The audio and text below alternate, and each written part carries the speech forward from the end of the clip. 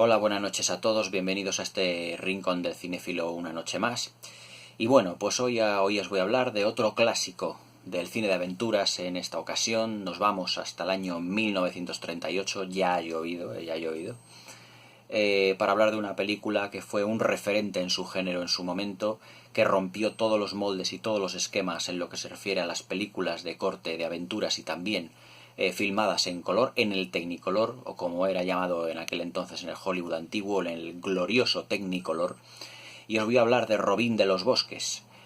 una de las obras maestras de ese maravilloso director llamado Michael Curtiz, que le conocemos por otras fantásticas películas de aventuras, ya no solo de Robin de los Bosques,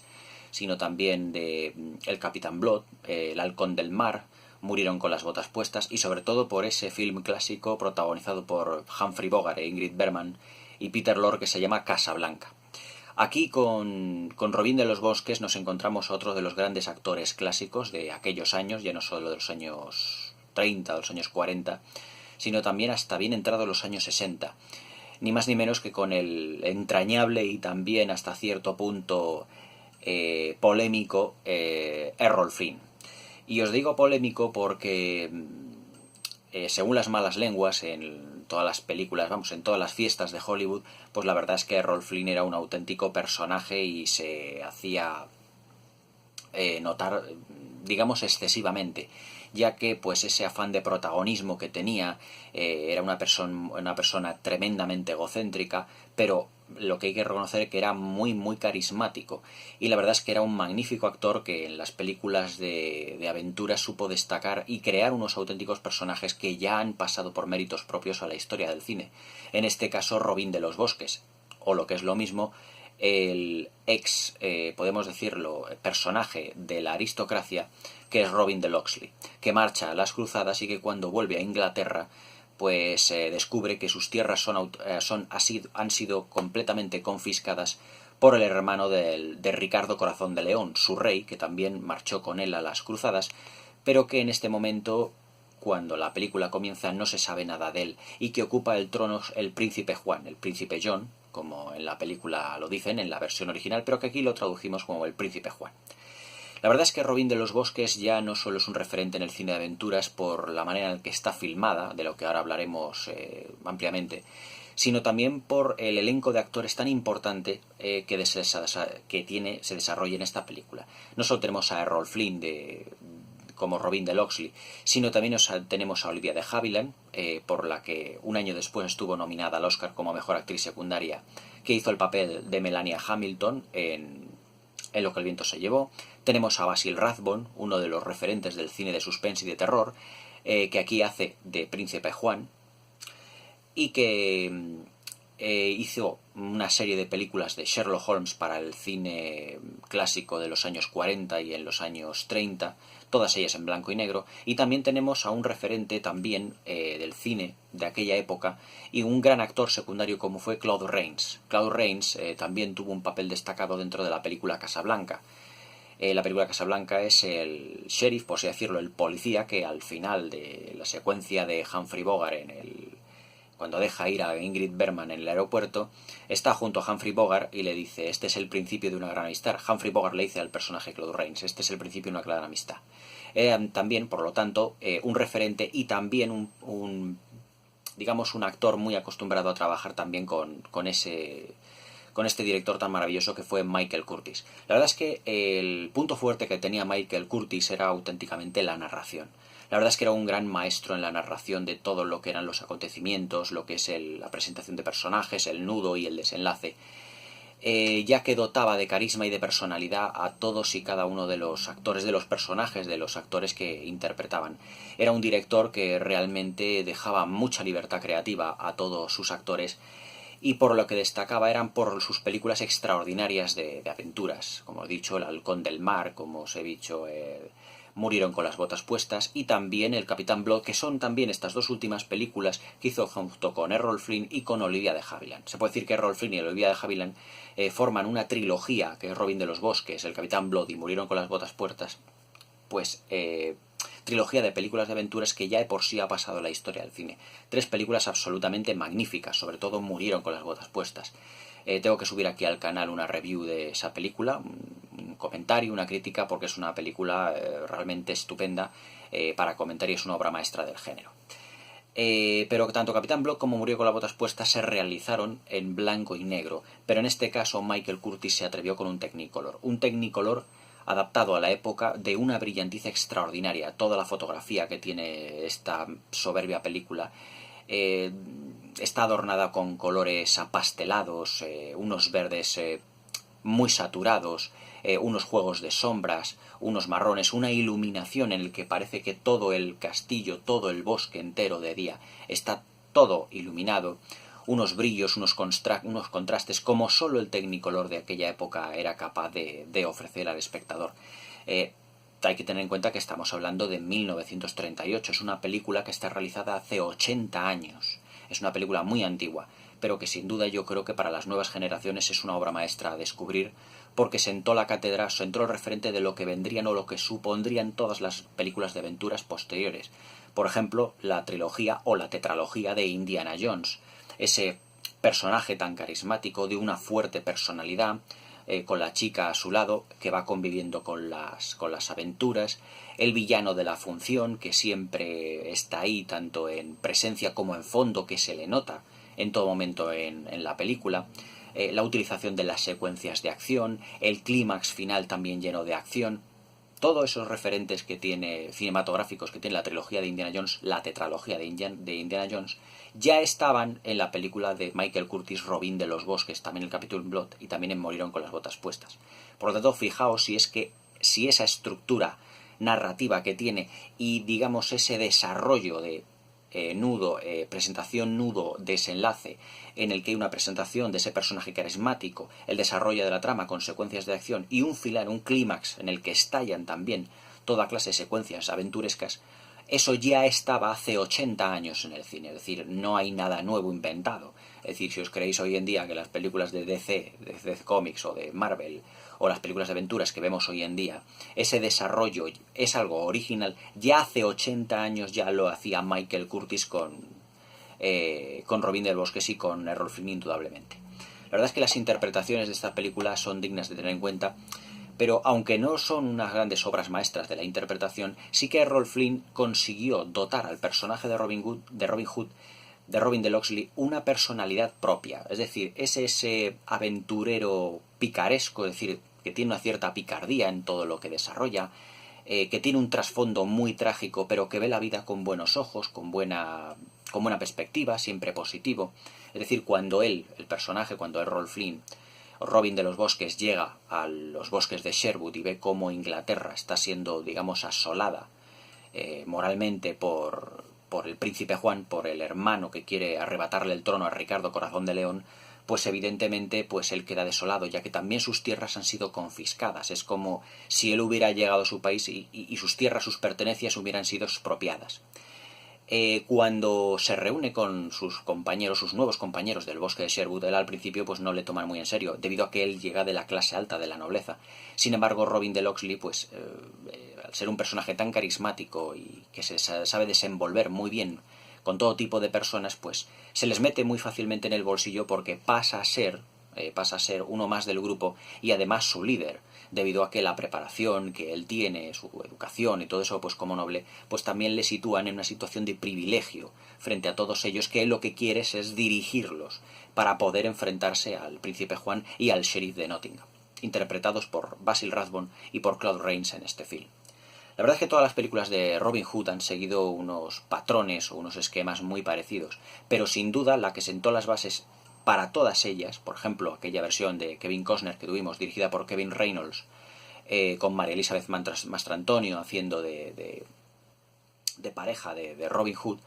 de 1991, pues seguía más o menos los mismos esquemas narrativos que la versión de Michael Curtiz. Luego otra versión que tuvimos en 1995, con Uma Thurman, por ejemplo, haciendo de la pareja de Robin Hood, llamada Robin el Magnífico. Ya era una versión un poco tanto más mediocre, pero que seguía teniendo ese hálito, digamos, esa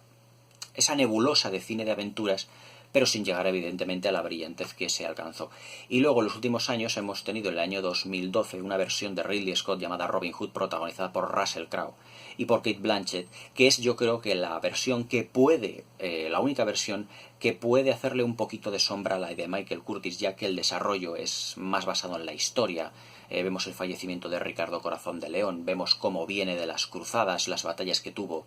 este rey por todas las zonas, el país francés,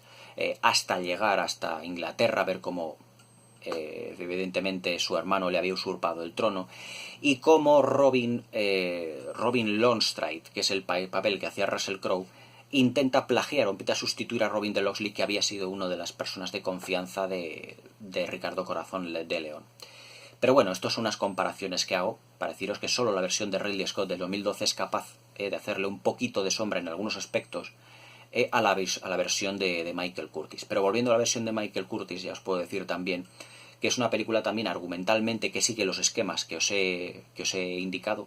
anteriormente, pero que es una película genuina de aventuras. Es decir, tenemos duelos a espadas, un duelo a espada fantástico al final de la película entre Basil Rathbone y Errol Flynn, que no fueron doblados en ningún momento, estuvieron dando clases de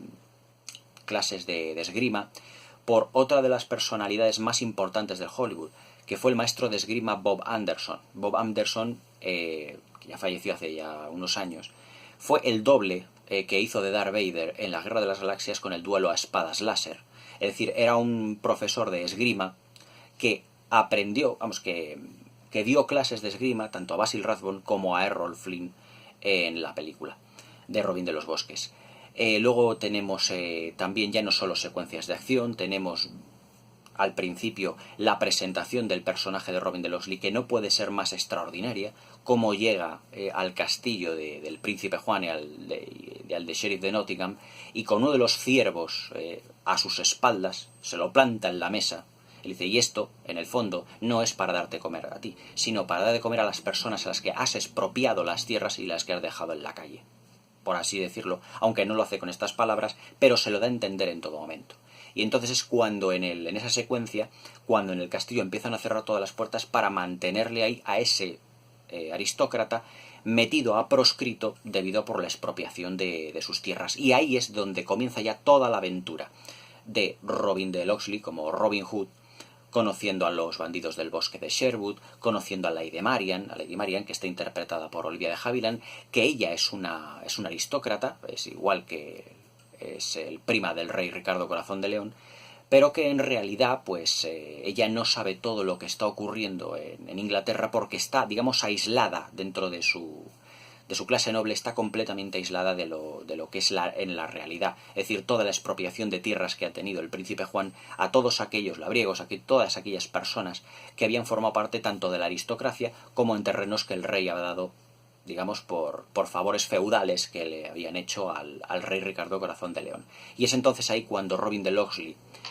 unido ya a los bandidos del bosque de Sherwood, proscritos por el príncipe Juan, pero evidentemente personas normales y corrientes que quieren recuperar sus tierras y, por así decirlo, su dignidad,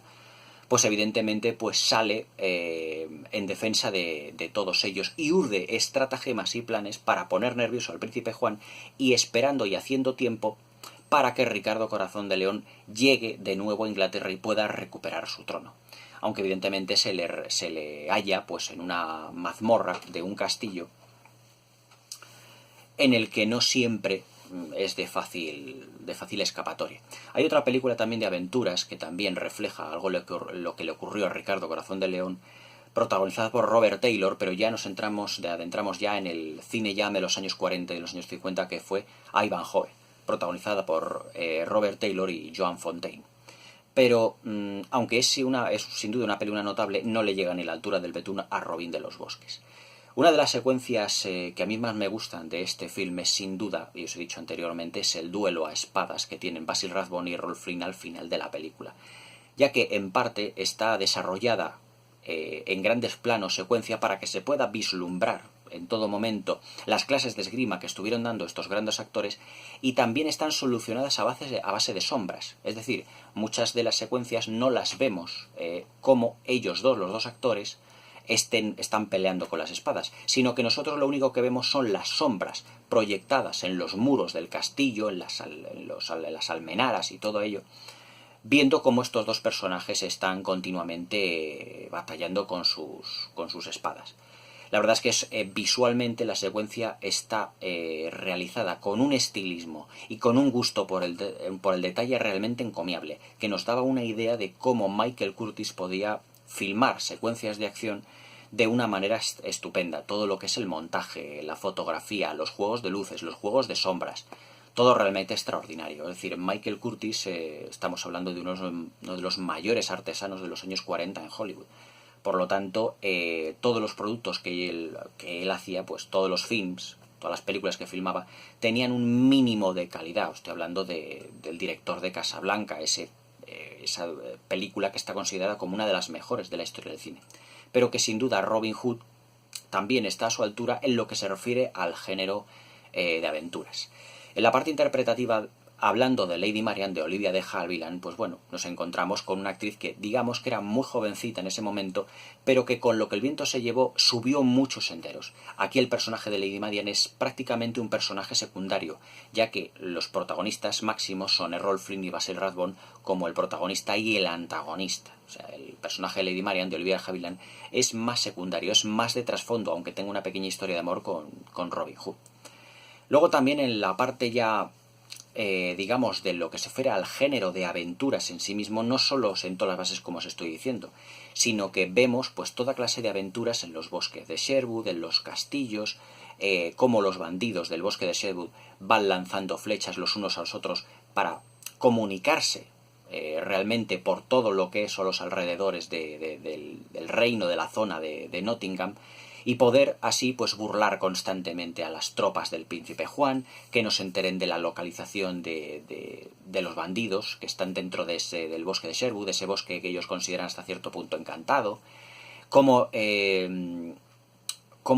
Flynn pues consigue hasta cierto punto capturar todas las caravanas que vayan con monedas de oro, con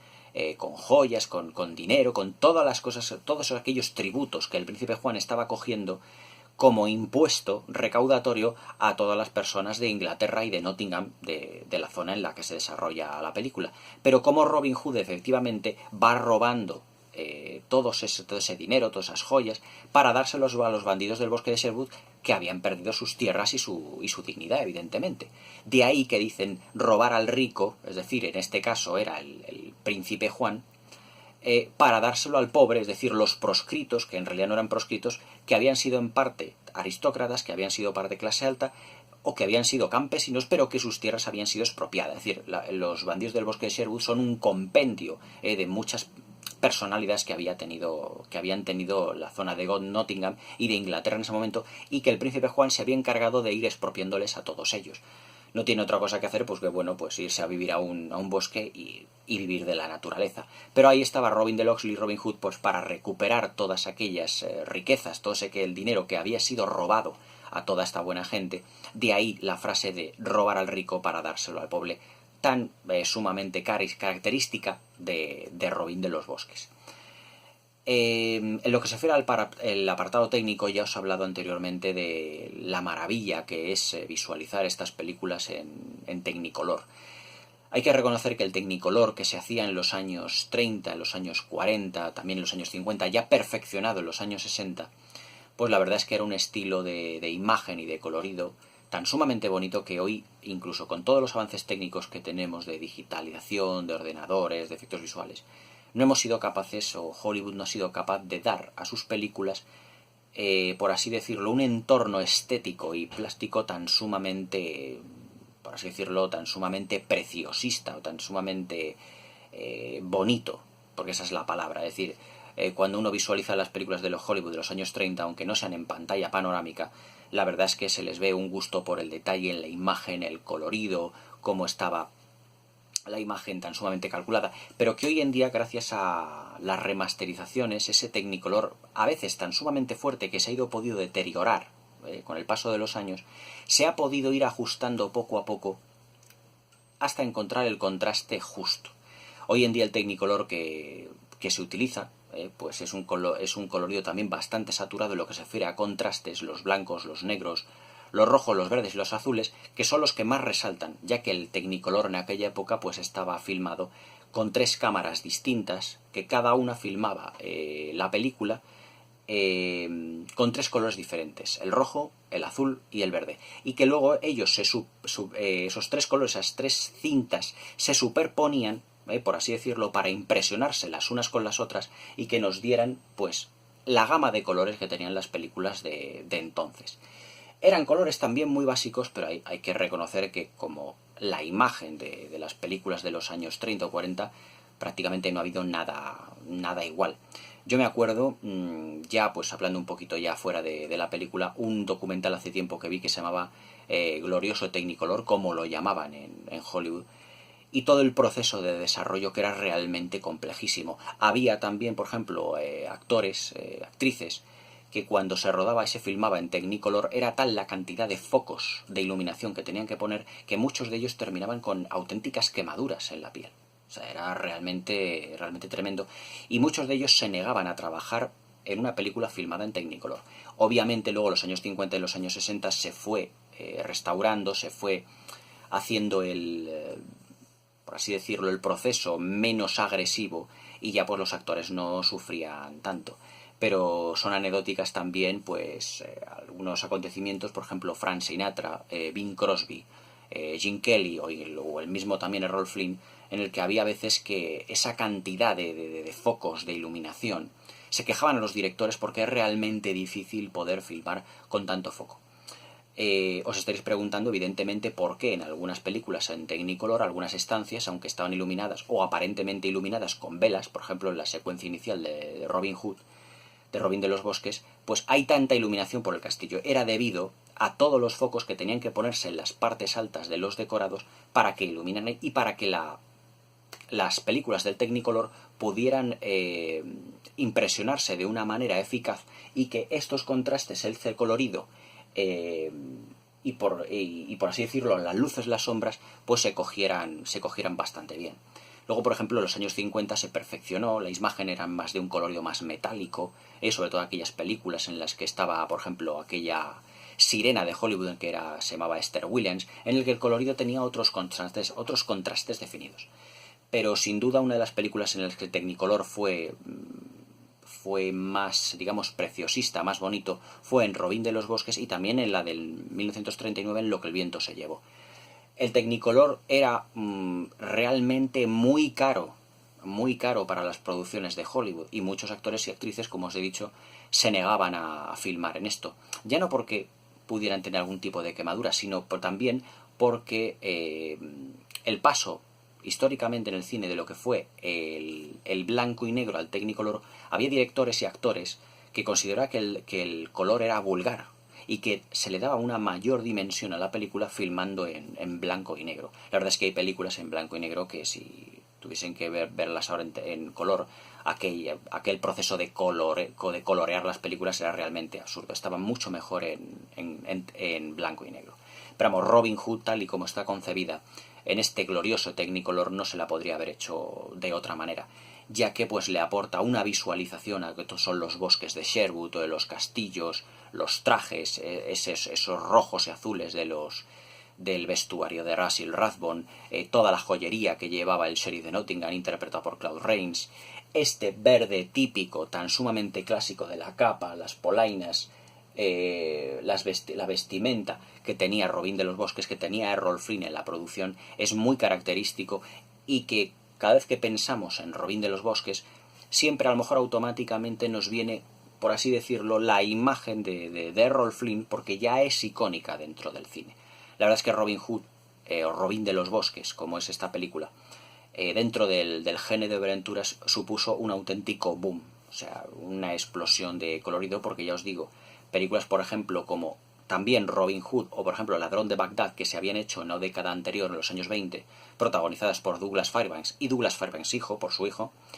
rodadas con tonalidades sepia muy clásicas del cine mudo, no podían competir con el Technicolor tan sumamente perfecto, bien saturado, y con esa iluminación tan preciosista que tenía la película de Michael Curtis. Por eso, digamos que Robin de los Bosques, en lo que refiere a género de aventuras y a la utilización del Technicolor, supone un antes y un después dentro de lo que es en sí misma la historia de Hollywood. Esta película, realizada en 1938, ya os digo que supuso un cambio muy brusco, pero sinceramente yo creo que fue para mejor, ya que incluso